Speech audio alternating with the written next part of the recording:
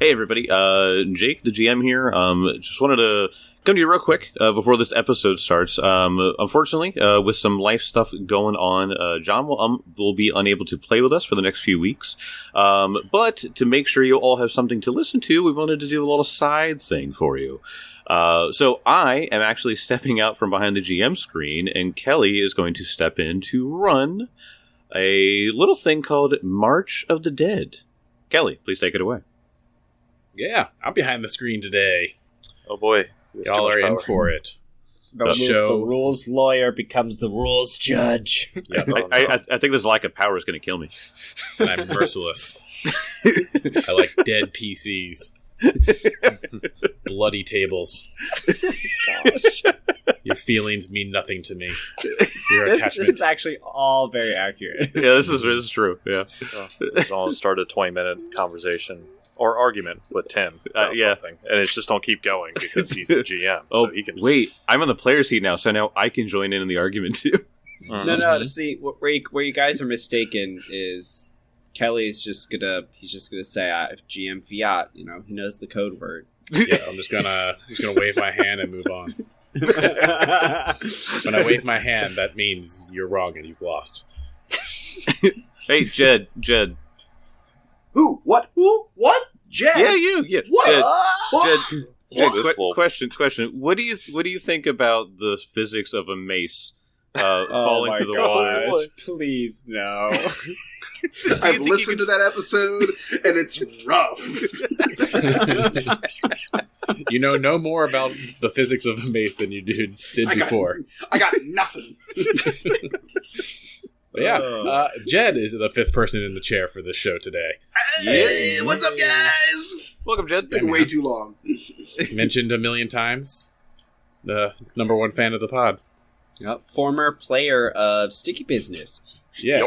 If anybody hasn't seen Sticky Business on our DPS extras, and I think YouTube, right? It's just YouTube. Yeah, it's only on YouTube because that was a stream, so there was a visual aspect to that. Not only that, but go look up if you really want to go find some vintage DPS, go check out the Pathfinder Society streams. Oh, yes. Oh my gosh, yeah. With Torque the Orc. Torque the Orc. Right on. Yeah, so, like Jake said, we are going to be playing a small, little short campaign that is located in the Pathfinder Book of the Dead that was released a couple of years ago. This book is awesome. It has just it expands on all the necromancy in the world. It has a bunch of subclasses for Reanimator and stuff, a bunch of undead goodies, how to build liches and vampires and skeleton and zombie PCs. It's truly an awesome book. I love all the artwork in it, but it also came with a 3-part adventure.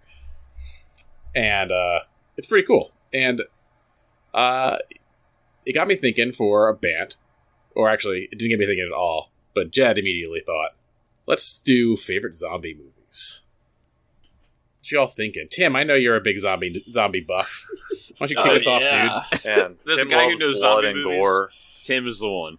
I really just want to get Tim out of the way because Tim doesn't watch anything interesting except for kids shows. Hey, that's the last thing I watched.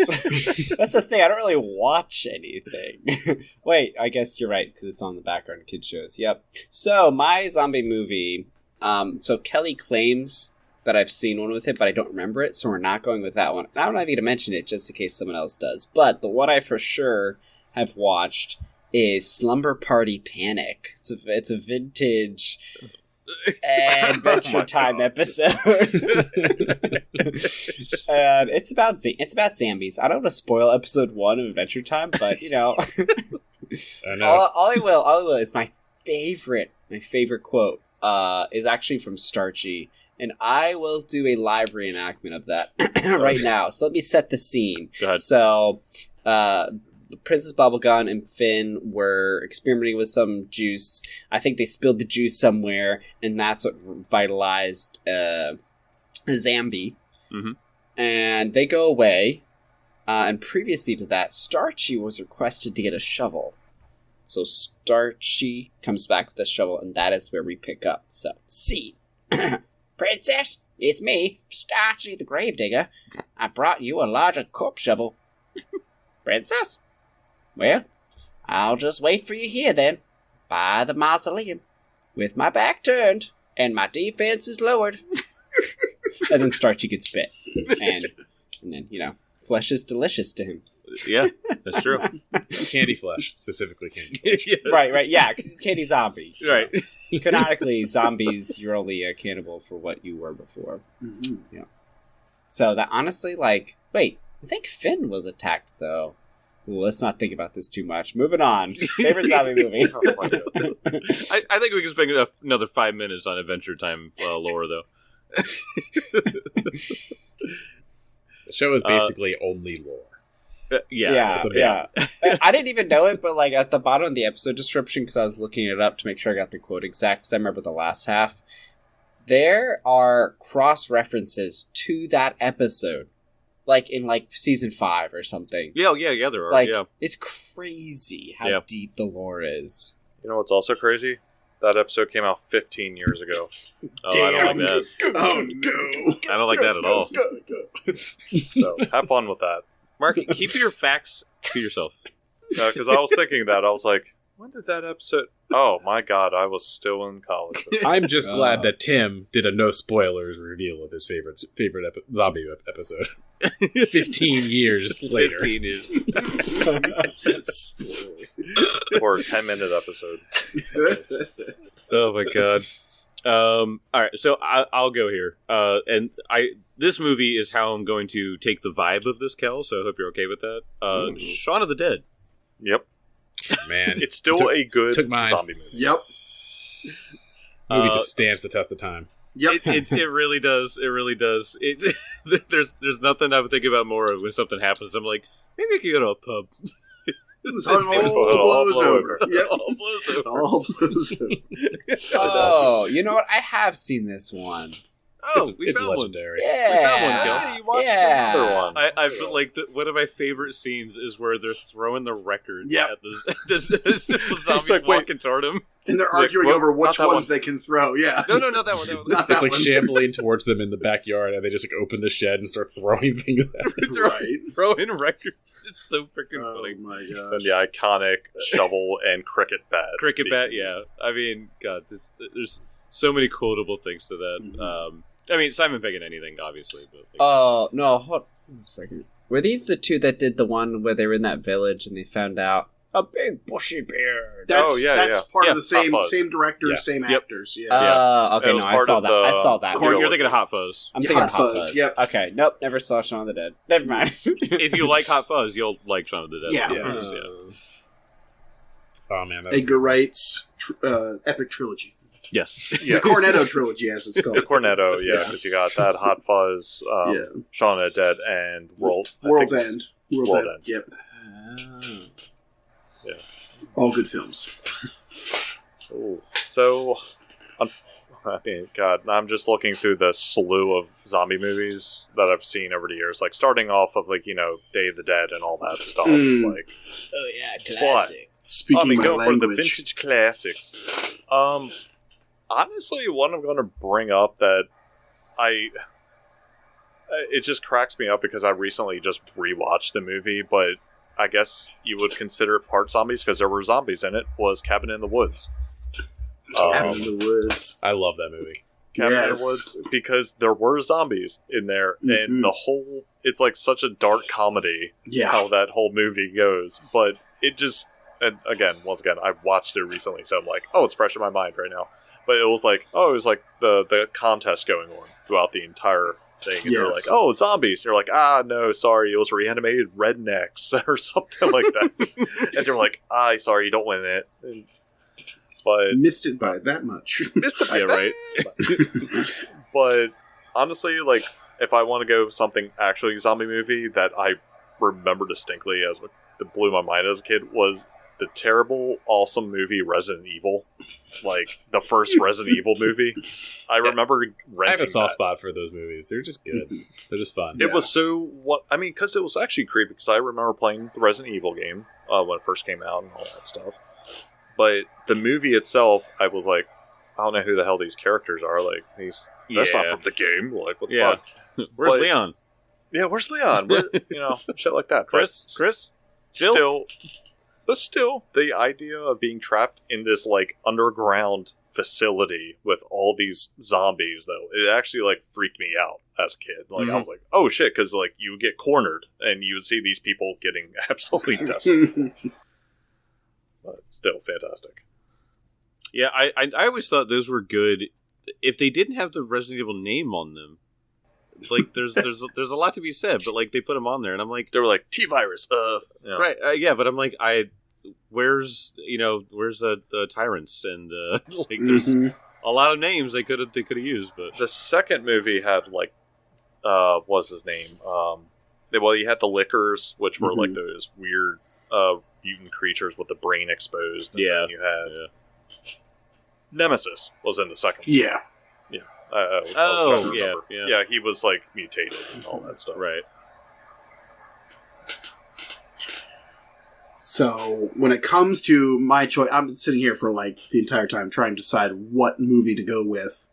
And I'm just going to throw a whole wrench in the mix. I could talk about one of the only Zack Snyder films that is beloved to me, personally, which is the Dawn of the Dead remakes they made in the early 2000s. Great zombie flick. Yeah, that's Oh, shit, the intro to that, was that the Johnny Cash one? Johnny Cash intro is Oh, goated. fuck, that's so good. So good. That's such a good I could intro. talk about other intros. 28 Days Later, great film. Oh, 28 Great weeks open. later. 28 weeks later, also good.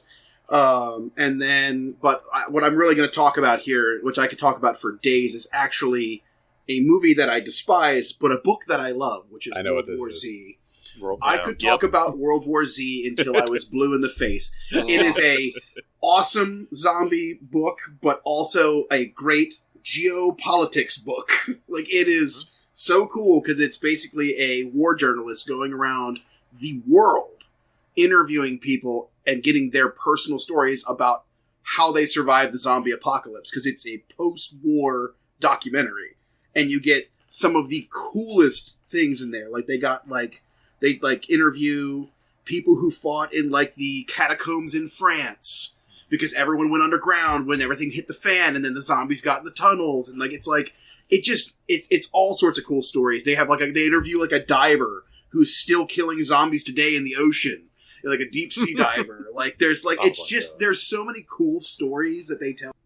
And the audiobook has I gotta pull up the voice actors for the audiobook for World War Z, because that book or books I think they need to be turned into a show.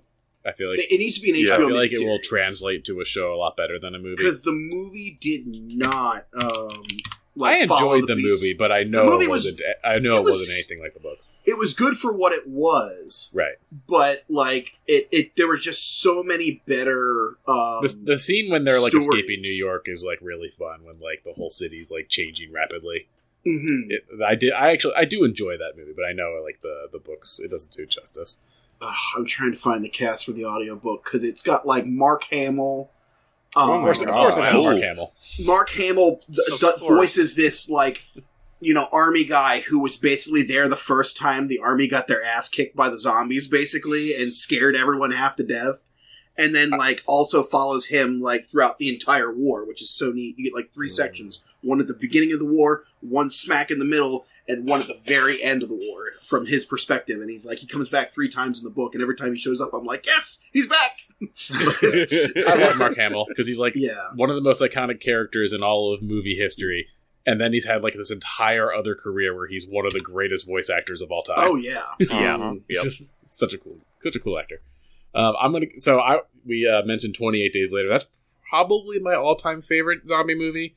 It's right up there with Shaun of the Dead and Zombieland. I really like those two. I think what was the other one I was thinking of? I can't remember the other one, but the one that I really enjoy that I don't think a lot of people have seen came out a few years ago, and it's called Overlord. Did anybody see that? I've heard of it. Didn't see it. So it was a movie that took place in World War II, and it was they sent in an airborne division behind enemy lines to like sabotage Nazi locations, and this one follows a group that's taking out a science lab in a church. So they're dropped behind enemy lines into this like village, and they get there and they realize that the Nazis have developed this like superhuman zombie serum that like turns people really quickly into like very powerful and also like still intelligent zombies, but they're like berserk as well. Right, So they're it's a really, really cool film, and I really enjoy it. It's very intense. It's very bloody. Good one. I recommend it. I don't think many people saw it. It flew under the radar, but it was really good. Yeah, I was gonna say I don't know much about this one. And I love Right World in my War alley. II films, so I know this is right up Jed's alley. Yeah. And yeah, it's super duper cool. I highly recommend. Awesome. Look that one up. But I think I'm going to get us started. So I want to open with a scene. So, Oh shit. camera descends down into this valley.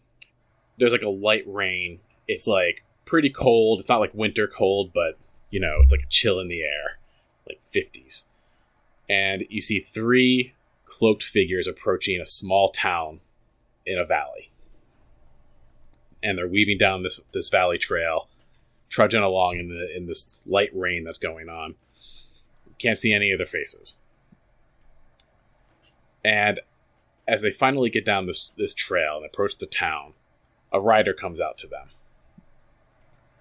He goes, "Hold right there. What business you have?"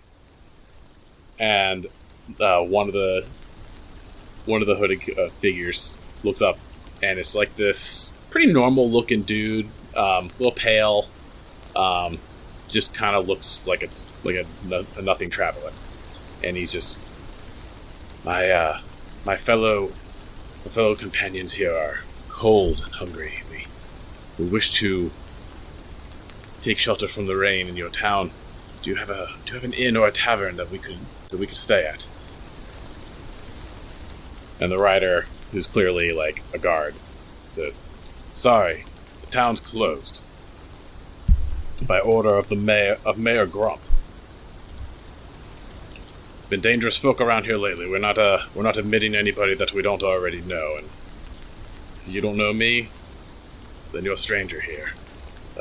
Sorry for your misfortune, but you can follow I'll allow you to pass through town, and you can continue down through the valley, and you can perhaps find another village along your way in Belkson. But sorry, the inn is not taking any people in, and the townsfolk have been instructed to let passerbys go through the town." And the guy kind of like argues for a little bit, but doesn't really press too hard. We're cold, we're hungry, and the guard he's not having. He's like, "This is orders. We're here for safety. There's a lot of danger out to the east, and we have to make sure our town stays safe until events change." Eventually, the travelers relent, and they do pass through the town, and they go through the town's a pretty sleepy town, a couple dozen houses, and eventually they leave the sight of the guard, who just kind of goes back to his patrol.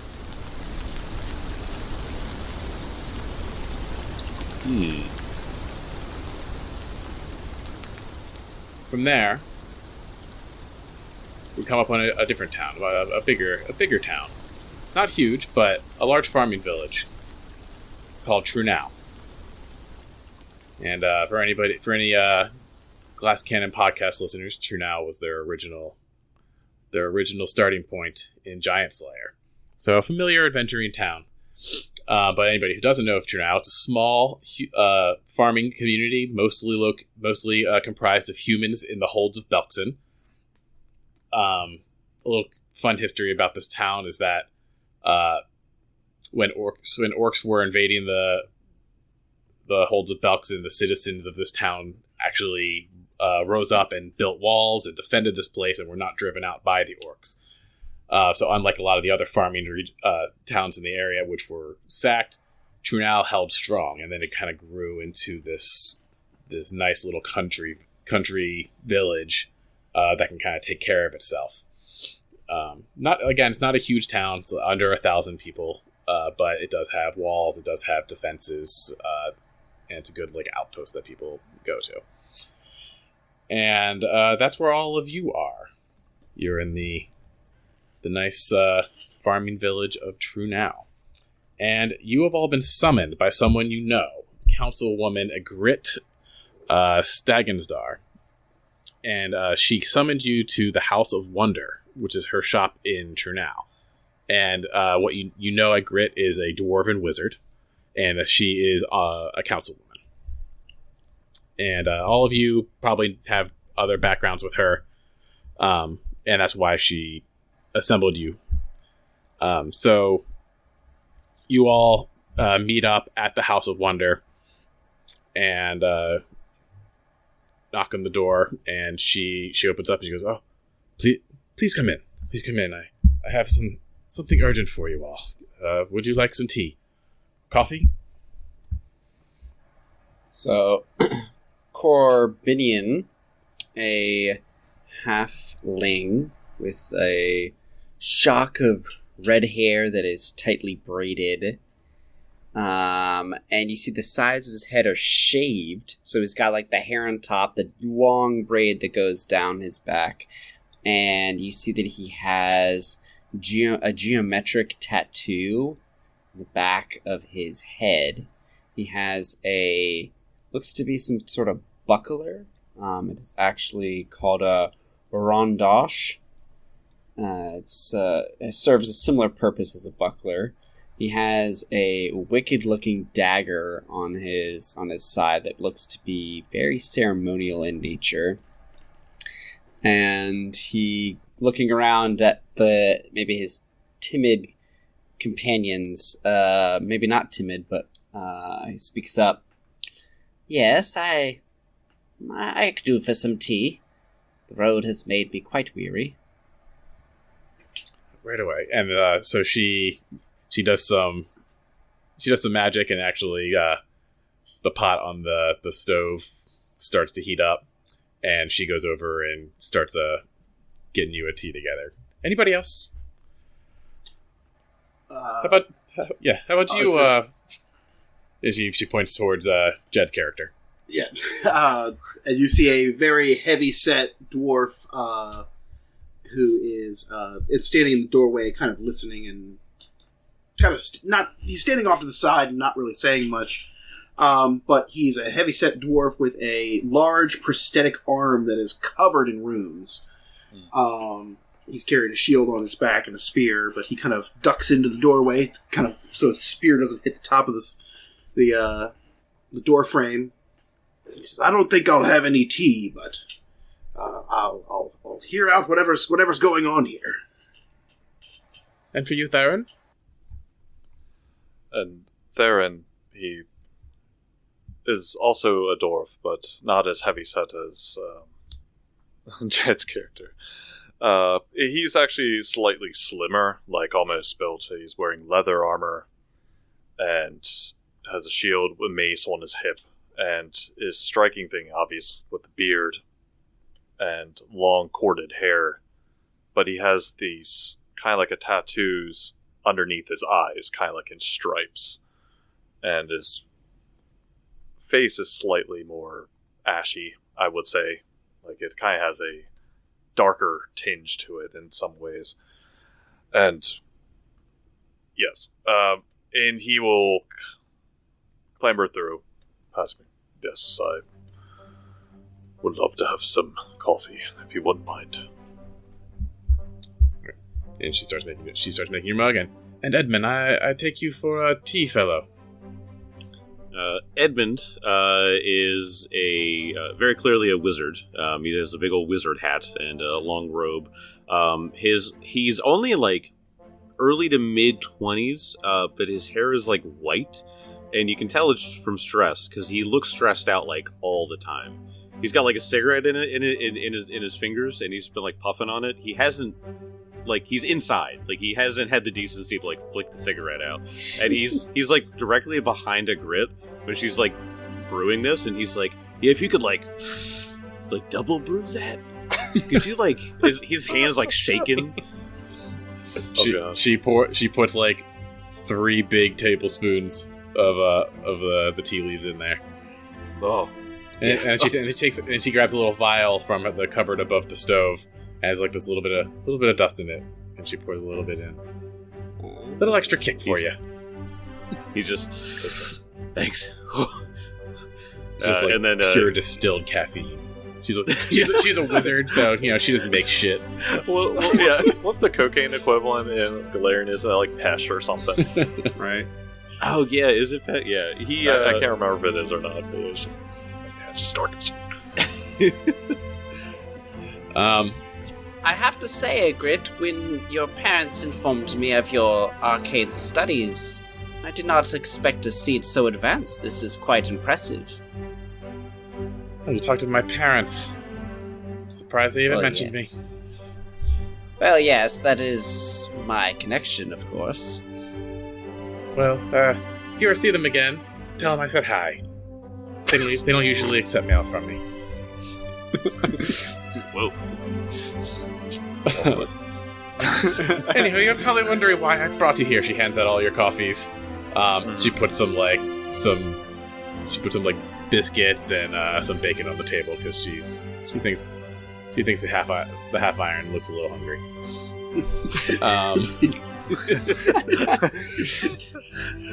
He's very quiet, hungry, but Tubby. as everyone's talking at appropriate times, he reaches across the table and grabs something off the tray. Is he seated at the farthest chair and has to awkwardly reach? Yeah. He's Skewers taking it with his spear that That's he, what I was about for to some say. reason, didn't leave by the door. It's like Theron's just kind of sipping his coffee, just his eyes watching him each time, and just not saying anything. He's just like, oh, this is how this is going. All right. Well, sadly, I need to get down to business.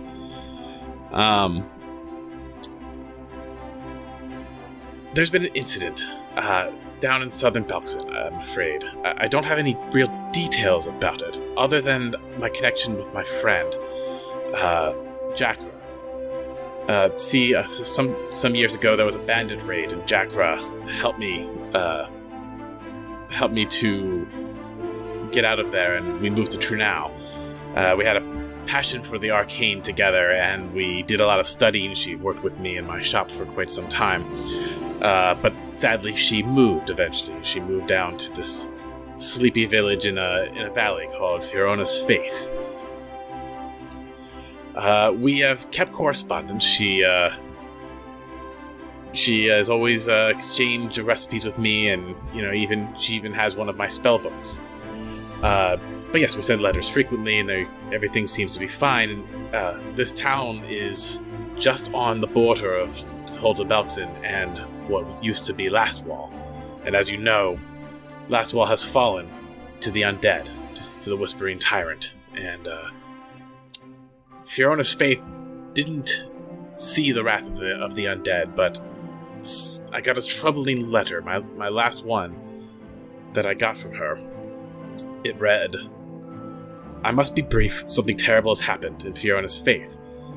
Folks have been disappearing, and I fear that and it's ripped." And then she shows it to you, and it's actually bloody as well. This message. It arrived at my window by her raven familiar, Cole, and she points over to the windowsill, and there's a raven sitting there. This is Cole has always been the one who's delivered our messages, and he won't fly back right now. And I don't want him to, but he seems to be. Usually he's eager to leave, and right now he's hunkering in. This was a couple of days ago, and I have heard nothing else. And I really need someone to go investigate Fiona's Faith and see what has happened down there. I fear that the town could be in trouble. Additionally, if you... actually, she opens up to you if you accept this mission. If it's too much trouble, I can summon the council and we can organize a more formal a more formal group to go down there. Maybe send a small battalion of guards. I think we can do it. You see Half Yarns in the back, like, chewing on a piece of like, celery. And Edwin, he puts a cigarette in his mouth, and he's like holding it there while he's like ruffling through his bag, and he pulls out a piece of paper, and he's like, "If you could just like write it down here," and you can see it's a letter of recommendation. He's like, "If you just write that down there, I really need some references here. If you could just do that." Of course, Edmund. You know, I know you well enough. I know you're a hard worker. Even if a bit erratic sometimes, but it's okay. She signs it. You see, Edmund's a very good boy. Great with magic. Watch his consumption. Oh my god. Yeah, you can see that Corbidian, like, his body language is, accepting of the tea, but, like, very, like, internal to himself, arms crossed. But the moment that you mentioned, the whole, last wall, undead, how that was kind of, like, the direction it was going, he went from closed off to a little over-eager. And he almost looks like he's, like, salivating. And he's like, yes, we'll do it. Yeah, I think do it. Do you wear your faith sigil on any of your garments or shield or anything? Oh yeah. Definitely on the shield. You can see there's a pendant around his neck. So the swirl of Pharasma. The swirl of Pharasma is very evident. Yeah. So sure you hear undead and your ears perk right the fuck up. Yep.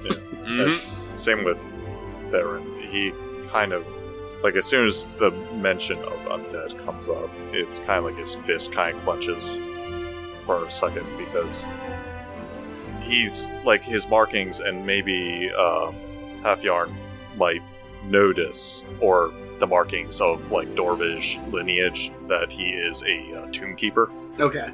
And so he is kind of unsettled by undead. Like, he was there to deal with things, but he is actually, what is the title for it? I think it is a Death Warden. So anything related to undead kind of agitates him to a point of must be put down. Not to piggyback off everybody too much as well, but as with Half Yarn as well, when you started mentioning undead, you kind of start noticing that he's definitely a little more intrigued than before.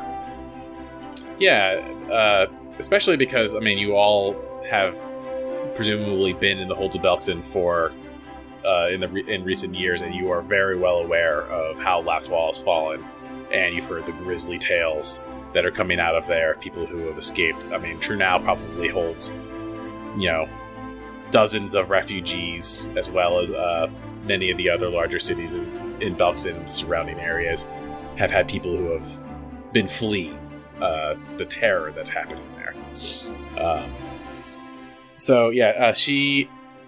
She continues on. She's like, I knew I could count on you. Officially, the council would like you to investigate the town, see if you can locate Mayor Halrith Grubb. Word was that he shut the town down not too long ago, several weeks maybe, and was not allowing any more people to come into the town and stay. They essentially were quarantining to make sure the town wouldn't be infiltrated by unknown forces. It's probably why the town, as close as it is to Last Wall, has managed to stay safe. But we've had refugees coming from those directions for months. Personally, I would really like it if you could try to locate Jakra. She is a very close personal friend of mine, and also she has a very important spellbook of mine. And I know that's not the most important thing here, but yeah, I would prefer if it didn't fall into ill hands, whether you can find her or not. If the worst is to happen, perhaps you could rummage through her belongings, maybe as was left behind. But it is personally valuable to me. what sort of spells are in this spell book of hers? Oh, it's more a book on arcane theories. I mean, there's lots of the usual spells, but a lot of it is experimental and theoretical, arcane. It does have some pretty interesting spells, and I don't know if you're quite the level for. It just starts packing another cigarette. It's a bit advanced from what I know about your studies, but feel free to rifle through it. Nothing in it is a secret. It's just important to me. That's what everybody says. Okay. Don't tell me I can't do 5th level magic. I can fucking cast this. I swear I can. Smokes the scroll or something. I'm a bit concerned about that because you see. Experimental magic, you say if it falls into the wrong hands. It'd be nice to know that if it did fall into the wrong hands, what we'd be up against. She assures you that it's a lot of it is written in like code. It's written. It's not like something that's dangerous. It's more just like a journal of her arcane studies through the years. Okay. A lot of the like she said, it's not like heavy on spells per se. It does have spells in it. It's nothing dangerous. It's more just kind of her life's work, and she communicated with Jacques frequently, and at one point sent her this book, and never received it back. Gotcha. So it's not like how to become a lich in 3 no, easy steps. No. You Okay. Unless a grid it's 5 easy steps. Unless a grid is Number 4 will surprise you. unless she is really good at hiding that she's deep into high level necromancy, you think a grid is on the up and up, and whatever's in there is probably fine. You probably blow. Yeah, and Level 15 lich. Don't worry about it. Yeah, the reason why Edmund was asking too was that like if there is some like magic in here that we could like look for like in the area, if somebody's like using the spell book in some way, that like maybe it would indicate clues that we could keep an eye out for. Okay. So she doesn't seem like the heard of the tragedy of Darth Plagueis the Wise kind of type. It's just a little bit of vampiric touch. Don't worry about it. So she doesn't have much more to tell you other than that it is a 3-day march from Trunau. Oh wow. Oh god, we're all Almost short. said it. Almost said the title. March. Oh, yep. It's a 3-day march of the dead. 3-day march of the dead. I feel like you're dead at the end of it. It is through the wilderness. There's trails, but it's not like a road to Fiona's faith. So she kind of marks it on one of your maps. It's like you gotta find your way there. There's a valley that you'll have to descend into, and then the town is also founded on a natural spring. Oh, cool. Oh, neat. It's kind of why the town is there. Yeah. Oh, cool. Makes sense. But yeah, you guys have plenty of time to get any supplies. I think you guys already did all your shopping, so you're probably set. Yeah. Mm-hmm. Unless now you want to get anything else. I think just like maybe like adventuring gear. So I know that like I personally got the adventurers pack. Yeah. It comes with like Classic. 7 rations, torch, bedroll, soap, flint and steel, chalk, water skin, rope. I think. Yeah, I mean the rations and stuff like that are pretty much carry. If we bought one of those, then we should be good. Oh yeah. I mean we can afford that easy. I think they're only like 15 silver pieces. If that. Yeah, it's pretty darn cheap. So if there's anything else, I mean, are there horses that we could take to try to like turn that into a 2-day deal? Man, that's just gonna turn to some zombie horses that we have to fight later. Zombie horse. Look, if I need to put down Buttercup later, I can do that. I actually do want to know, does anyone have any leftover starting gold? I have 1. I got I have 5.8. Okay. Yeah, like 3 of that. I wonder if we should pick up a couple anti-plagues. I can do that. I got coin. Anti-plague let's lessers. Let's just have let's How just- 3 GP apiece. I'll get one for each of us. All right, perfect. Hey, look at that. Oh wow. I have fun. I have leftover funds. Man of the people. I'm gonna have to start us a treasure sheet. I didn't Actually, think about everybody that. put that on your list. Oh yeah, now. just put it in our Just gear. put it on your gear. Put one Yeah. in there. I'll keep one for myself. Excellent. Anti-plague. It's This is, alchemical. yeah, is it lesser? Or, I have yeah, lesser. Yeah. Come on, moderate's only level 6. It's only Come on. 35 gold. If we pull our money together, we can get one really, really good potion. One of us would be totally fine. The rest of us zombies, but one Right. of us is fine. As long as one is there to carry the message. They all died and became zombies, guys. They'll see you real soon. Imagine we all go down. One of us comes back, not a zombie. We go, lots of zombies that way, and just leave. Y'all better What you get. mean is- Y'all better get So wait. moving. Oh yeah, Wave here's of your zombies. book. Here's your book. Wave of zombies coming over. They want the book, by the way. I was just thinking of Edmund, like with his cigarettes. I'm like, man, you haven't invested in like a perpetual cigarette, like a magical cigarette that just relights itself, like regrows, comes back. Kelly, how much money do I need to invest in a permanent, ever-burning cigarette? I think it's 60 gold because it'd be prestidigitation at the very Done. least. Oh my god. Done. You need materials. Alright, well. Our main Where's the tobacco campaign has a coming? prestidigitation cloak, and you have a prestidigitation cigarette. Sweet. That's all you ever I guess this is wanted. what we do now. It's just our thing. You can't deviate from what works, Anywho, so you want to rent some horses? Yeah, if we could. Okay, you can rent some horses, or you can buy horses. Buying a horse is 2 gold. Renting a horse is 8 silver. Oh, God. Oh, It's like 8 silver, and then it's like What happens if they die? Is it 1 then silver 2 for gold? every day Right. every day of rental. No, then we come back and say we were heroes, and unfortunately the horses had to be sacrificed. And then when they die, you're just like, what? Are you really going to have the heroes pay Yeah, for you- the horse? When you're going to rent a horse, he hands you an agreement, but it's like 10 pages long. Oh, I scroll all the way to the bottom and just sign it. Your eyes briefly go over daily interest rates and horse termination payments. But you just ignore all of that. You don't look at Comes any of the back with numbers a or the win. percentages or the gold / platinum amounts. I think horse termination. What was it? Horse termination. Horse termination payments. payment? Yeah, that's the first time sentence right there. Yeah, Alright, so everyone's picking out their horses, and Corbinian tries to find the oldest, most decrepit-looking horse, and that's the one he chooses. oh, okay.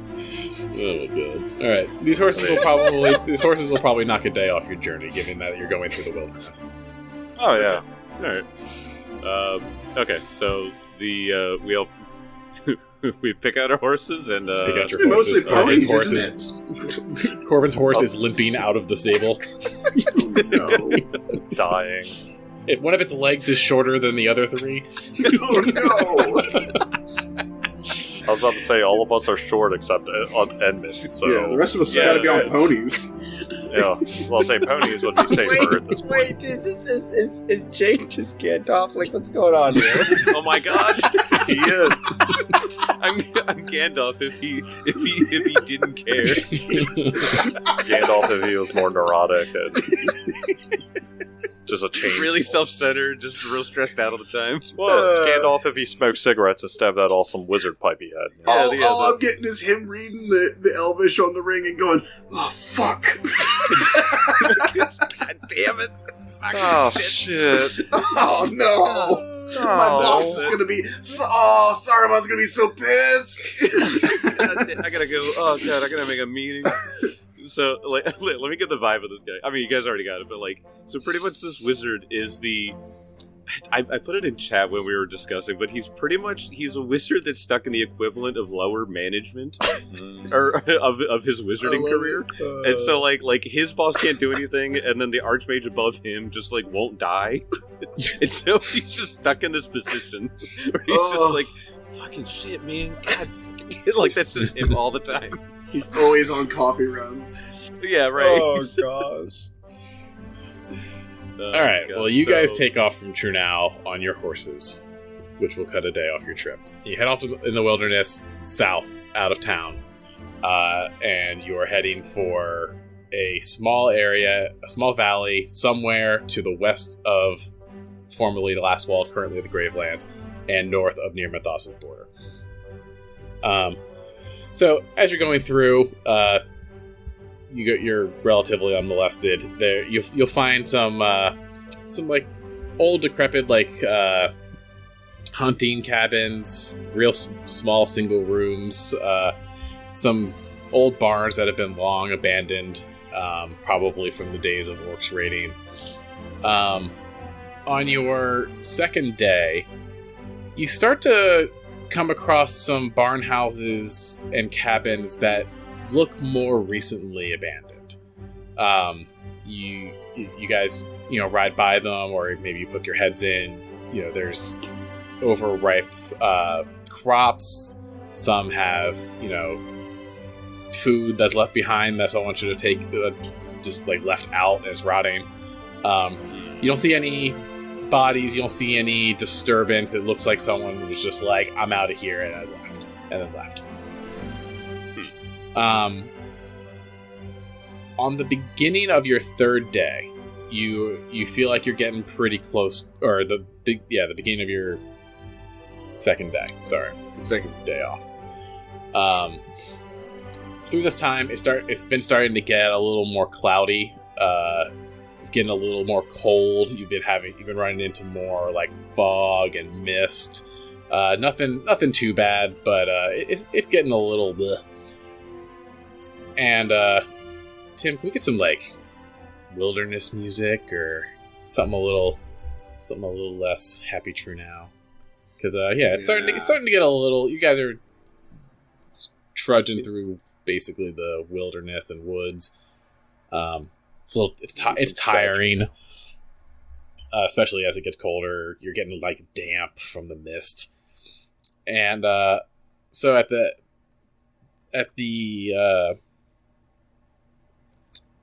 actually, this will be the beginning of your second day. So after you've gone through seeing a lot of these barn houses and abandoned hunting lodges, you come across yet another barn house. And the trail kind of like comes up to the barn house and then kind of starts to wind away. And as you get to the bend, everybody roll me a perception check. Perception. Also, personally, I love that type of weather, though. Like a cold mist. Yeah, it's real honestly, uncomfortable. I said I love it. Yeah, I know. But it's actually just because of the fucking weather you're saying. But, yeah. That's true. It's been very, very hot. Yeah. Edmund got a 12. So Half Yarn got a 22. Oh, I got 22 as well. see, those are good numbers. You just have to roll good, Jake. Dang. 27. Oh, shit. Okay. Man, you two suck. Okay, so everybody, High rollers. as you're going around this bend and you're starting to, like, you've seen enough of these barns that you haven't even probably looked in the last couple because you're like, they're just abandoned. So you turn around this bend that comes up pretty close to the barn, and everybody but Edmund smells something somewhat foul on the air as like a slight breeze kicks up, and you can tell that it's clearly coming from this barn house. And you haven't smelled anything like this from anywhere else. And, so, what do you... Oi, are you all smelling that? Edmund sticks his nose, holds the cigarette away from his face. I was about to say, that's the up. reason he couldn't smell it, because all he smelled was cigarette smoke. Yeah, a cigarette in my mouth. It stings the nostrils. It's quite pungent. Unfortunately, it smells a bit maybe familiar. Half Yarn will slide off of his horse. He can't really jump off his horse with his weight. Falls off like Gimli. Exactly. Yeah. Quickly scrambles to his feet. Yeah, like you said, like it smells stinky. Like Corbinian is quite acquainted with the smell of death. Like, does it smell like death? With your check, you definitely are like, something's dead in that barn house. Something's dead. You can tell from the path that there is probably a pen or something behind the house. But this seems to be coming from the house itself. And from the road that you guys are on, there appears to be a door on there's two doors on the wall facing you. One is kind of up towards the north, and one is down kind of on the south wall. Okay. I raise my hand real quick, and I'm like, I can detect magic to see if there's anything lurking in there. Might give us an idea of what might be waiting for us, if anything. I start. Yeah, Half Yarn will unsling his shield and pull out his spear and say, "I'll go with you. Keep you safe." Yes, same here. And he has his mace in his hand, and he actually flicks his left hand, and it's kind of like anyone close to him feels like this gentle warmth, but also like the earth is also rumbling around him slightly. Interesting. Yeah, when Corbinian draws out like that wicked dagger that you saw on his side, it almost feels like there's like whispers coming off of it or something. As he raises his rondosh, it's like, let's go. Alright, so there's a door to the north, and there's a northern door, and there's a southern door. Let's go to the northern door first, and like I said, I'm just detecting magic the whole time. Okay. So as you approach the barn, you do not detect any magic. Okay. Let everybody know, like, all right, not sensing anything in there, but still be careful. We don't know what might be hiding. Yes. Right. Half Yarn will kind of stack up on the door first with his shield out and stretched in front of him. And as you guys kind of see that, you see his shield is covered in runes. Just all over. And they're not like your standard runes you would normally see. They're kind of like traced on there with like white chalk. You know. Ooh. And actually, and again, he snaps his fingers again, and you see part of the earth start forming around him into something called armor in earth. Cool. And he literally gets stone armor that encompasses his body. Sick. Acts as some nice AC bonus, plus at this level, at third level, it now has bulwark. Oh, wow. Nice. Oh, cool. Now, it's like, it lasts for like 10 minutes, but it's a neat thing for my class, which the stone's armor is like, blah blah, and all that. It basically replaces whatever I'm wearing right now. But in this case, he has no idea what's here. He wants his AC up. So is everyone wielding weapons then? Yes. Yeah, I got a spear. I guess not Edmund, right? Nope. And Edmund has his hands up for somatic components. Okay. But, so those of us who have weapons, Corbinian will speak. Before we go in, gather close, and you see that he kind of holds the dagger out in front and like do as I do, and you hold out your weapons kind of on the palms of your hands, and you see him like whispering in a dark language. So those of you who know Necrol would recognize it. And you see that your weapon begins to glow. And he says, I've infused our weapons with vitality. So if there's anything in there It is not like the infusion of life. We'll be better prepared. And mechanically, your weapon strikes will deal an extra 1d4 vitality damage. Sweet. Ah, cool. Corbinian, since your perception was critical success, you can tell that the foul smell seems to be coming from more from the northern door. Okay. Alright, so let's gather around the northern door. So tanky boys up front, and I'll... I was about to say, me and Jed probably have the highest AC. Yeah, I would say, I'm sorry, I'm trying to move my guy, but I'm moving everybody's for some reason. Yeah, Oh my you have God, to like use drag and try to just Jet's capture taking your guy in over. a... Try not to. Go away. Like, you know how like on computer you can kind of create a box? Oh, I see. So just create a box. I see. Yeah, Okay. yeah. Yeah. So yeah, Half Yarn kind of rolls up next to Theron. I've stood in many a shield wall, but not one like this. Indeed. Let us go forth and conquer. And he's gonna open the door. Or kick it open. Doesn't matter. Actually, he's gonna kick it open. Yeah, kick that door. Boom. What's stealth? Oh my god, there's a cow.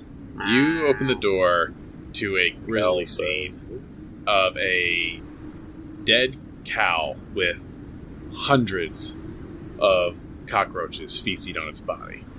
The smell wafts into your gross. face, and you're like sickened for a moment because it's just been caked in this room, and there's blood all over the ground. You can also tell in the rest of the kitchen that all the furniture is like upended, and the place looks like chaos. And then there is this dead cow laying here, being feasted on by cockroaches, and that is clearly the smoke source of the smell. I put two fingers on the cow's neck and look up at the group and say, "He didn't make it." Sorry. I put my head in my hands and go, oh, God. No one said anything about dead cows, man. Dead cows. My contract fucking said. God. He's You can also see in the back there's a window broken that looks out into the backyard. Okay, is light situation, is it light in there? Can we see? Yes, it's morning. There's plenty of light. The house has okay. got plenty of light. windows. Yeah, let's Corbinian wants to move fast because the spell doesn't last for too long. So let's clear the building. Okay. Okay. Yeah, I'll just move in. Yeah. When you guys move Stop in, I will take right point at the there. door. Ooh. Okay. So as you guys enter this room, the cockroaches get agitated. Oh, good lord! Oh, as no. you are coming after their meal, No! and we are going to roll initiative. Well, Oh, boy, that is okay. a giant fucking cockroach. All right. Yeah, that's a cockroach swarm, it looks like. Fun times. Okay, then. I'm going to roll perception, Cal, because I was doing detect magic, but obviously I would have stopped it after I didn't feel anything. Yeah, do perception because your detect magic wasn't really aiding you in this situation. Got it. Cool. Can I So far, the cockroach is going. Probably. Can I manually put this in because I don't have my character stuff? Yes, in here, I can so- put it in. Okay. So yes, Yeah. Jed, what did you got? I rolled a 23. Jesus Christ. 23. Solid. Man, that's a good number. All right, Corbinian, what did you get? Corbinian got a 23. And Edmund, what did you get? 12. And Theron, you got a 10, right? Yipper. Pretty bad. All right. So, what happens almost immediately is Oh. they're out of the cow. 2 giant cockroaches come crawling out of the gore and viscera. Oh man. So they are actually in the swarm, and then there's also the cockroach swarm. So one of the cockroaches is going to take some bites Oh boy. at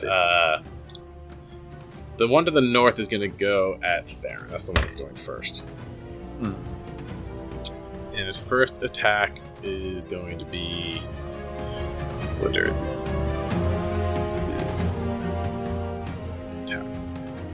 Okay, 18 to hit.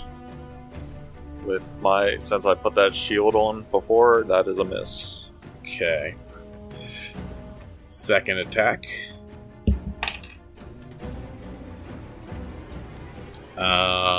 That's going to be a 19.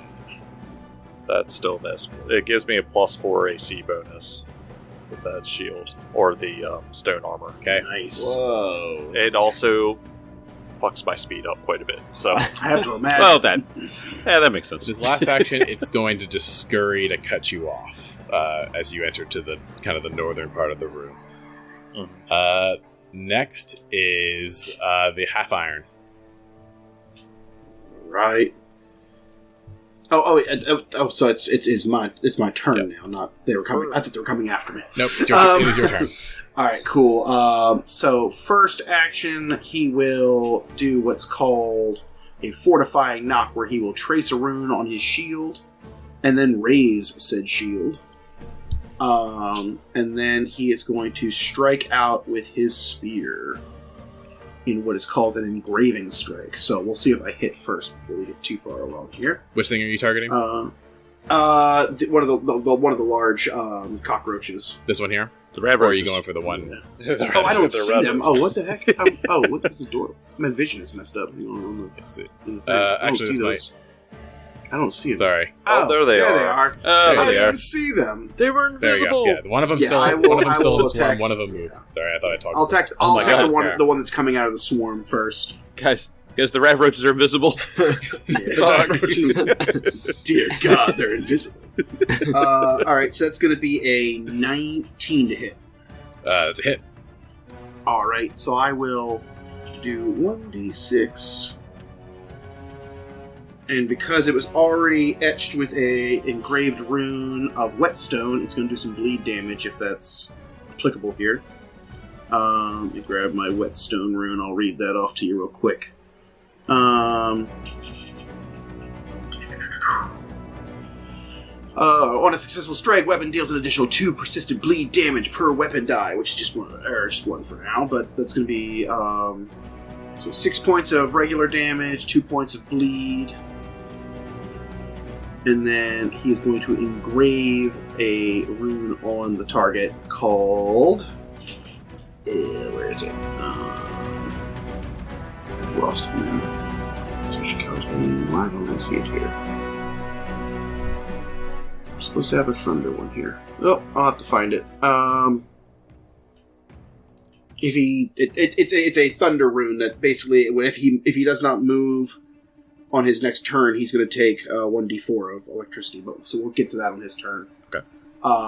And then he is going to.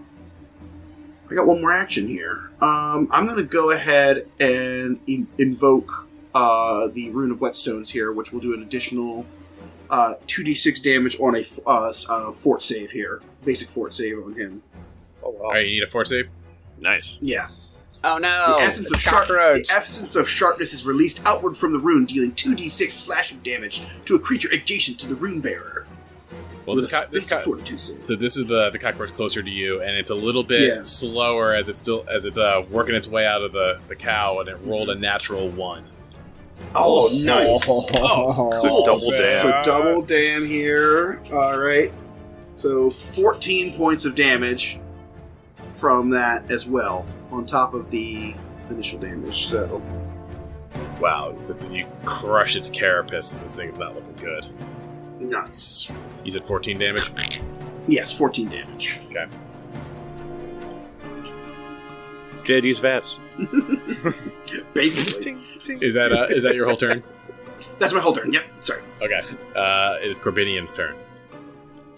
Corbinian is going to move into the building, walking through the swarm, and so 15, 20, and get to the other side of this giant cockroach that dear friend Half Yarn is wailing on, and he's going to raise that wicked-looking dagger and slash out. Ugh. I never roll well on attack rolls, and that continues in this campaign. So I'm sure, is a miss with an 11. Yes, that's a miss. Yeah. Raise my shield. That's my turn. Another stunner of a turn from Timmy the player. That means it's the cockroach swarm's turn. And this thing is going to move up 1 square to get Theron. Ooh. To get Theron as well as the half iron. And Yeah, that's mean, Kelly. That's mean, Kelly. me and Kelly. That's what they call a terrible twofer. Hey, you came into its room. You're attacking its meal. We weren't going to attack the cow. The cow was dead. To be fair, I did reach down and put two. I did reach down and put 2 fingers on its neck to check for a pulse. Oh, that's true. You did touch it. Touch. All right. This thing only have 2 actions or 3 actions. I forget. Definitely 2. It's got all its actions. So one to move, and then it's going to do its swarming bites. Oh boy. Both the half iron and Theron roll a reflex save. I was hoping it was Fortitude. Oh no, it's not going to. But I just realized with Bulwark, I get a +3. It doesn't matter, actually. You had a +3 modifier instead of your Dex modifier. So does that mean reflex will go up? Doesn't matter. It was natural 20. Very nice. Okay. Nice. I'm just like, oh, okay. Swarm. 17 for half iron. 17. Yes. That is a fail.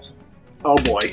Oh shit. And you'll take max damage for 8 piercing damage as you get swarmed by cockroaches covered in this gory viscera of the cow. Yeah, hell! Biting into you. Shouldn't have touched its meal. And it'll do it again. So roll reflex saves. Oh boy. Dude, getting bit by a cockroach is gross. Yeah. Like, I've been bitten by, like, horseflies and, all sorts of spiders. Like, no, cockroaches, no thanks. Yeah, that's like a bad time. Yeah, a big old 11. Another fail. You'll take 5 damage. Okay. 23. Success, so you'll take 2. Ouch. My pride. Alright. That's my pride. And now it is Edmund's turn. You see, Well- you saw them go in, and you just saw this massive black wall of cockroaches swarm the doorway that you're staring into. Yeah, As half just iron, goes as fireball, the half iron is the fire. only one that you can really still see, just kind of like gets swarmed and bitten up by these cockroaches. Yeah, I'm just imagining. So I'm standing outside. 3 of my friends run in, and I'm just seeing I imagine like a tidal wave of just cockroaches Oh, going back and God. forth in the room. Yeah. So I'm not going in there. I would love to do a cone, but unfortunately 2 of my friends are inside of where I want to do the cone. Can I see the cockroach that is in the back next to Theron? Yes. Okay, I want to do a telekinetic projectile against that. Go for it. So I grabbed... Is there a piece of the cow here? Just a little bit of justice. There's a severed hoof laying on the ground. There, yeah, Perfect. we'll stop this guy from the grave, sure. It behooves you to stop that. 15, unfortunately. So, Yeah, that's a miss. all right. And then I guess I will go ahead and cast a shimmering shield. Gets put up in front of me. That's all I got. All right. Guys, get out of the fucking house. The other giant cockroach that just made its way out of the cow he's gonna go right back at it, the half iron, after he got fucking skewered by whatever the fuck he did.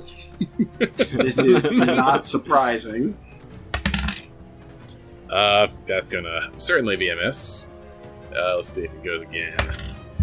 Another horrible roll. And then it's the last action. I think it's just gonna move into the corner here. You son of a... God dang it. Scurries over here into As a he more scurries away- defensive position away from Yeah. Corbinian. As he scurries away, a bolt of lightning does drop from the ceiling right where he was standing from the room. Oh fuck! I didn't mean to dodge that intentionally. No, I know. Sorry. I just think it's cool. I just think it's cool that he did actually move and did dodge the strike of lightning. Yeah, Cockroaches are survivalists, you know? Yeah. They are. Instinct. yeah, they like to stay moving. So now it is Theron's turn. Okay. Theron, he is in the swarm and all that stuff. Not fun. Don't like it. He has his left hand and he snaps his finger and it's kind of like a flame conjures out, almost like he's kind of just comes out of nowhere. And he's going to cast something called Flying Flame, which is a tiny shape of flame appears, taking form of your choice, such as a bird, arrow, or a sphere. And it's going to be almost like a hammerhead, almost like the mace head that he wields, and it's just going to go flying through this cockroach, because unfortunately I don't think it's going to matter if I'm in the swarm. And it's going to have to do a reflex save against it. Reflex save. So it's just like this bolt of fire that just kind of passes right through it. Awful. Just awful roll. 12. That, I mean, it's a fail, but not a crit, unfortunately. Anyway, 2d6 fire damage. Only 6 points of fire damage. But now he's going to swing out with the mace at this thing now. So How much damage did you say? that 6 or is 4? 6. Okay. 6 fire. So I don't know if that does anything better. Hurts it like Alright, fire. let's do. And that's a 23 to hit with the mace. 23 hits. Beautiful. And that was like 4 points of damage. That was a 1 on the fucking die. When it does that, it recoils from your attack, and it kind of like shudders into its little carapace. You still make full contact on it though, but it then moves. Oh, it has an ability. Whoa! Foul creature, get back here. That's it. That's all my actions. All right, top of the turn, and it is that cockroach's turn, the one that just struck, and it is now behind Corbinian. It's going to pick up Corbinian and take him away. No. Flies away. Is it? Give me back my As you hand. see these nasty mandibles come on out. That will be 20 to hit. Oh, just It's like, it. knew it. I had to choose a dinky buckler that only gives me +1 to AC. Where's your tower shield, Corbinian? I thought about a tower shoot, I really did. All right, Me too. Oh, the halfling with the tower yeah, shield. yeah. Tower It's, shield it's a good defense. look. Yeah. It's a good look. That'll be 3 damage.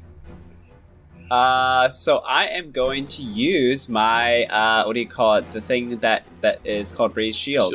Shield block. Shield Shield block. Yes. I've never used That shield one. block before. Shield block.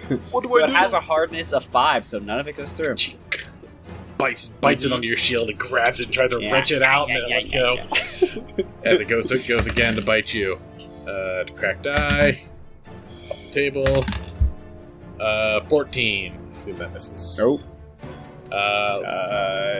Last action, it's going to fly up into the corner of the room. It's fast. I was gonna say it's moving a lot, so if we can corner it, Bugs are fast. Bugs. Yeah. And now it is the Half Iron's turn. All right. Half Iron, seeing the wizard in the doorway, knows that there's probably something coming for that swarm, so he will step to the side here. Wizard in the doorway sounds like so. Yes. Yeah, wizard in the doorway. That's the name of a band. That's a metal band name right there. It's a power ballad right there. So he'll sidestep, and then he will trace another rune, this time on his spear, as the whetstone rune that he invoked last round made the rune that was on it initially fade. So he kind of retraces the rune on there, and with his last action, he will stab out at the cockroach in the corner there. Let's see how we do here. Wizard in the doorway and cockroach in the corner. It's going to be a 20. 20 to hit. Mm-hmm. That's a hit. All right, cool. And that's going to Kill this do thing. 1d6, 2 points of percent. Did he take bleed on his last round? How much bleed was he supposed to take? 2 points of bleed from last round, because he gets 2 more this round too. On 2 points persistent bleed, and 9 points of damage. So it recoils into its carapace and looks like it's trying to scurry away, but just as it's going to move, crunch! Stab it into the ground. Dead. Nice. Nice. Cool. How do I make this thing dead? On the initiative tracker, there should be a little skull there. You could actually just hit that. That was this one. Yep. He did. Yeah, dead. Cockroaches There can it is. survive nuclear bombs. Alright. Not my just spear. not a spear, Not though. my spear. Not a spear. Alright. Good. One giant cockroach down. And it is Corbinian's turn. Alright, Corbinian, not wanting to waste any more spells, because I just wasted Infused Vitality on roaches. These Is- undead roaches, by the way. That's true. Are they undead roaches, Kelly? we didn't Maybe ask. there's something undead in the other room. You guys haven't gone in there yet. I know. Quick, go in there. Quick, go in there. Turn our combat. Fine. I'm taking a 5-foot step to the northwest, and I'm going to strike out with a Wicked Dagger. Try to land a hit. Cracked eye. Sure it is. Well, this is how you know it's for sure a roll, because it's 17 to hit total. Just rolling terribly. So it recoils into its carapace, and you strike true, but it assumed its defensive position, and it knocks your dagger away, Hi, ass. and then it moves over to the door. Lame. All right. Raise shield. I don't have anything to do. Okay, and now it is the cockroach swarm's turn. And you're lucky, you're all perfectly aligned that it can only get one of you, so it's just going to keep chomping at Theron. Since he, Yeah, that's he's fine. still I got hanging health. around. Taste So it, roll taste it, dwarf. your reflex save. Reflex. It starts to bat you. 20. That is a success. You'll take half damage. You'll take 1 damage. Oh no. No. And give me a couple more reflex saves. Alright. That is a 17. That's a fail. Oh no. 1 damage. Oh my god. And 1 more reflex save for the road. 25. That's a success. You'll take half damage, which will be 3. Of course. Damn. That's fine. I'm still within my 40s health. Oh, okay. I will say I started this adventure with 49 health. I'm at 42 health. And it comes to Edmund. So Edmund has the perfect setup, but he is going to wait for Theron to get out of the way. Oh. So he's gonna delay his turn until Theron gets out. Okay. Alright, so my Theron's turn, he is going to use all of his one move action, move 10 feet. Because with this armor on, he only has 10 feet of movement. Wow. Oh my god. Yeah, there's Good lord. eventually, I know, a feat later that allows me to ignore it completely. So, Oh, okay. Well, but it's actually pretty awesome. And then also each level goes up, like, when it advances, my AC can go up higher and higher with it. Whoa. So, God, that's cool. oh yeah, now Kineticist is kind of fun. So with one action he moves, and another action, you know what? For the hell of it, he will just use that skill he just used again. If I'm assuming I'm using this actually correct, which I believe I am. He's gonna use Flying Flame again because it's an impulse, so he can just keep using it. Because I was learning through Kineticist that if it says Overflow, then I have to go back into Aura stance and all that crap. But Flying Flame, it's just an impulse. There's nothing else to it. So, so make your swarm and that cockroach do a reflex. Is this an area damage? Yes. Well, it's a line effect, so I'm assuming so. yeah. Line effects are still areas. Yeah. So. All right. The cockroach got a 24. So yeah, that makes Boo. sense. And the swarm Boo. got an 18. Swarm fails. Nice. So that is 6 points of fire damage. So 3 for the giant cockroach. All right. You blast a ton of cockroaches away from the swarm. It clearly took extra damage there. Yes. Good shit. You said how much damage was it again? Sorry, 6. It was 6 total. Okay. So, and that's his turn. All right. So then Edmund will go now. Kel, do you want me to move? It's a cone. And I know the swarm is big. So do you want me to get up to the door, or I'm like 5 feet away from the door? Where do you want me? You don't have to. You don't good. have to move. Okay. All right, so it's a 15-foot cone. So what happens is Edmund goes into his bag and he takes out a bone. It looks like a chicken bone or maybe like a fox leg bone, and he cracks it and it turns into a bunch of shards. And the shards just go. And as he casts bone spray. Nice. Cool. Fire bone of torrent jagged bones from your hands, dealing 2d10 piercing damage. Ooh. This is And- area too. Yes, and it's area. Yeah. So, And one Good deal. persistent bleed. alright, so since you're like 10 feet from this door, it's just like the cone has spread out at this point, and the whole doorway just bones. Okay, so need the reflex save from the big cockroach and 15 for the cockroach. Does Natural fail. 1 for the swarm.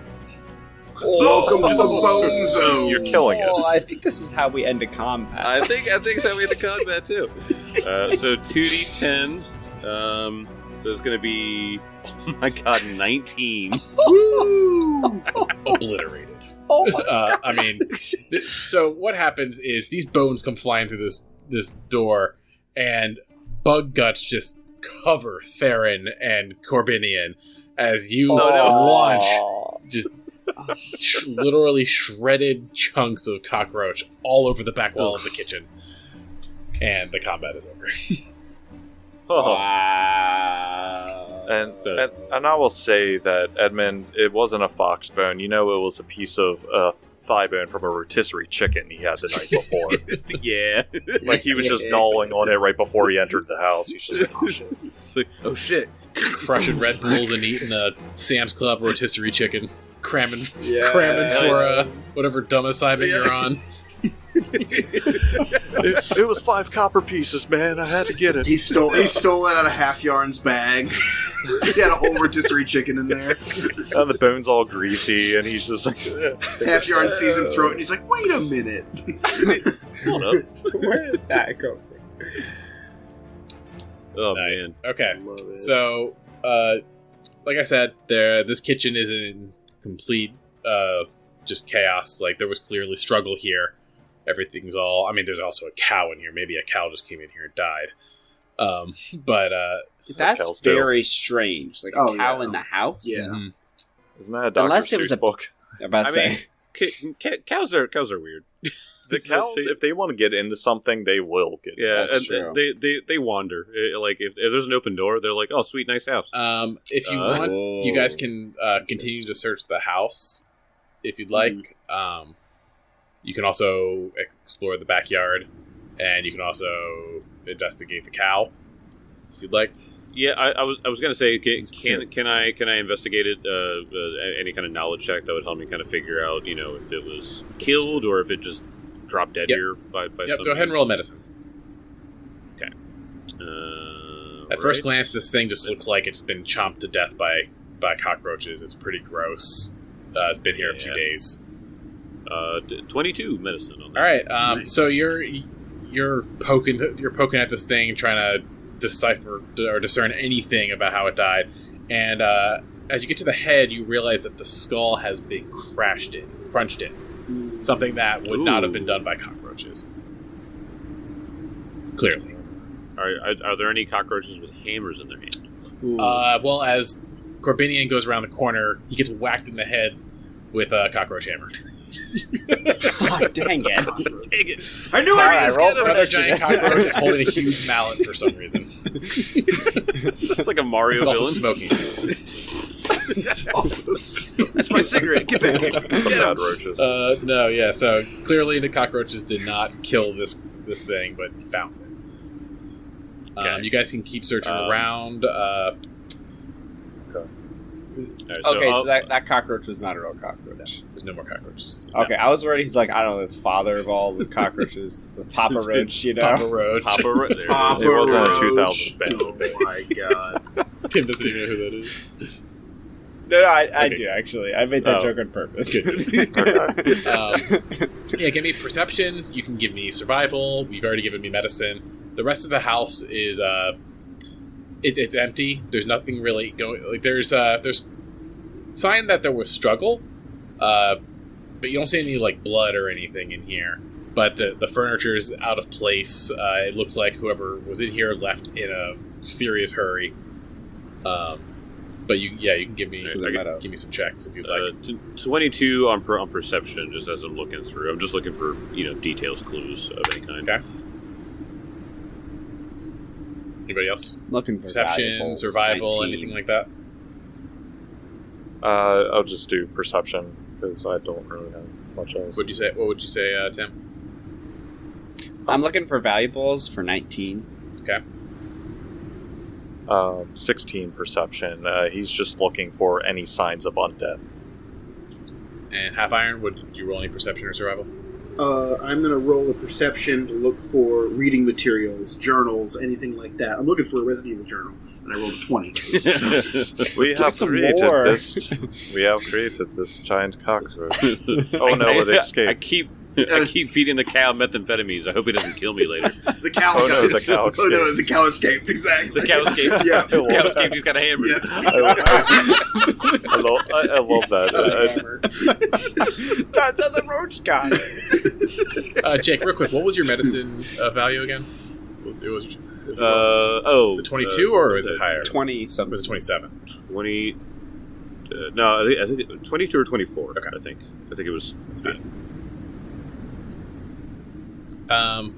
Did you give me a roll, Half Iron?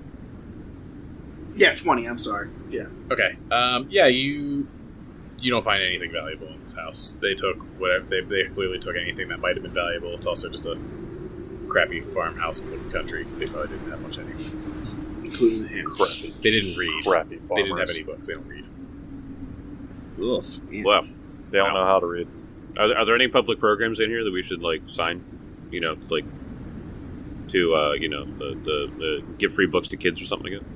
I mean, if that's something you want to start when you get back to True Now, books for farmers, go for it. Books Yeah. for farmers. But books for farmers. BFFs. BFFs. Sponsor a BFF today. You can when Evan's tasked with manning the local NPR station, you can launch books for farmers. Oh my god, he would love an NPR station. Oh my god, he'd be like, smoking all so those much. fucking idiots at the top. Like, dude, can you stop smoking in the studio? Just ash is going right into the microphone. Right in the mic. All right, well, Putting it out on the mic. Just get the sound. all right. Well, you don't really find anything else in here. This cow was killed by something, but you haven't found anything that would lead you to any clues as to what would have caved his skull in. Let's check around the house. Let's check out the back. outskirts. Check out back. Yeah, if you guys want to roll some checks for outside, that's fine too. Yeah, sure. Is this like water around Yeah, here? it's just like a little creek. Ooh, I got 26. Ooh. Damn, son. Okay. He did the best out of all of us then. So Yep. Yeah, you did, because I did not roll good. 18. 11. All right, so you all are heading out to go out back. There's a pen where this cow used to live. Clearly, the half iron finds something laying in the grass, right around probably the top corner of the house. Okay. You see something in the overgrown grass, and you pick it up, and it is a bloody human tooth. Oh. Ooh. Well, that ain't right.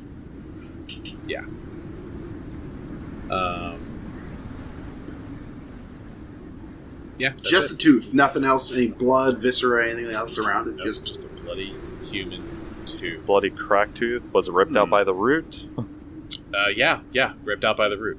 Oh, That's not good. Root and all. Smells awful. It doesn't. Yeah, it smells really, really bad. Ugh. Dead too.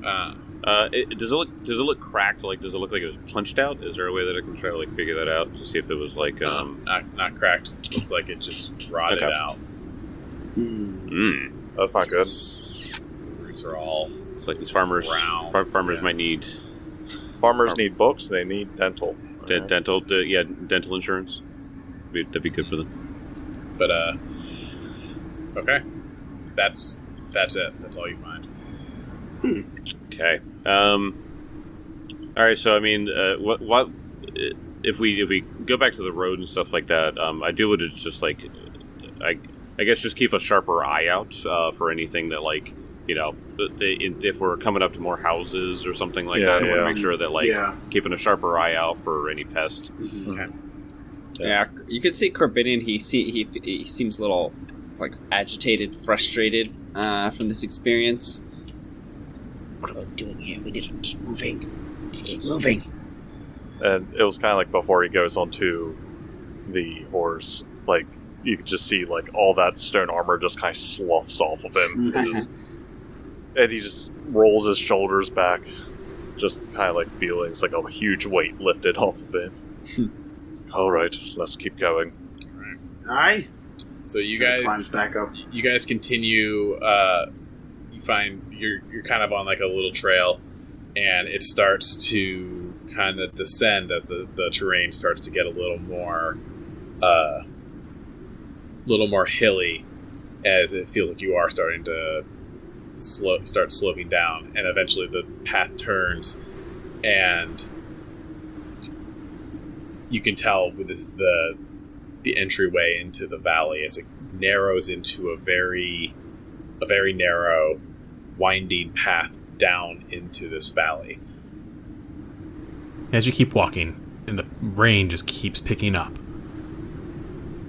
you know you're getting close to your destination, and we'll pick it up here next time. Oh, Man. let's So go. that's where I think the stinger Camera was.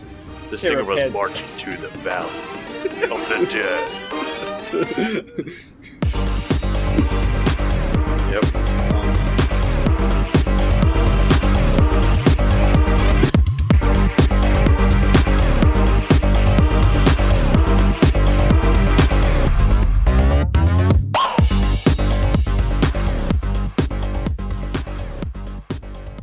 Hey there, everybody.